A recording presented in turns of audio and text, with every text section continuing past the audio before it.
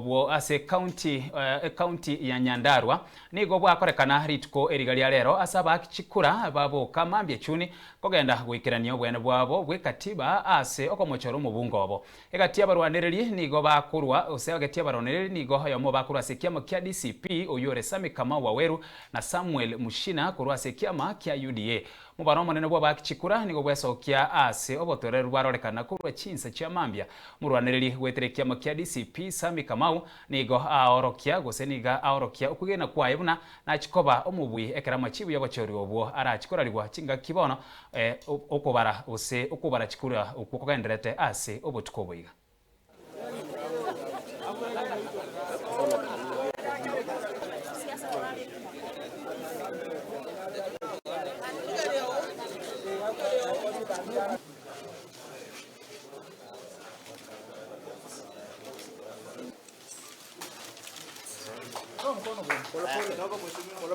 For the record, my name is John Medu, the Secretary General of the DCP Party, and we are here to accompany our candidate, the Honorable Sami Kamau Waweru, and the process so far is satisfying. We are very satisfied by the plans and the way the IBC is running this election so far. We can't say that we have seen any major issue, especially from the referee, who is the IBC. And I think also in my history as a politician around, this would be one of the highest turnouts that I've seen.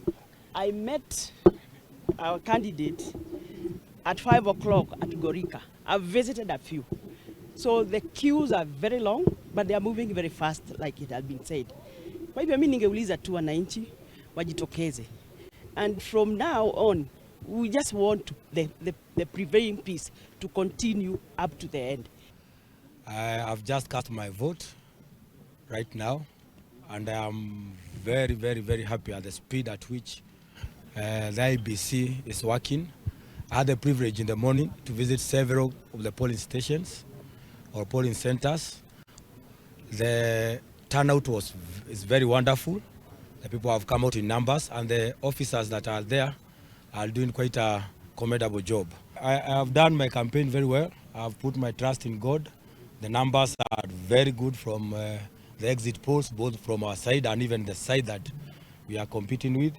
The margins are very wide, and you'll see in a few hours. We want to say that we've had a very calm morning, no chaos. We expected a little bit of intimidation for our voters, because last evening we had an incident in one of the villages, but we were able to calm the situation. We want to ask and encourage our voters, those who have not turned out, to come and cast their vote.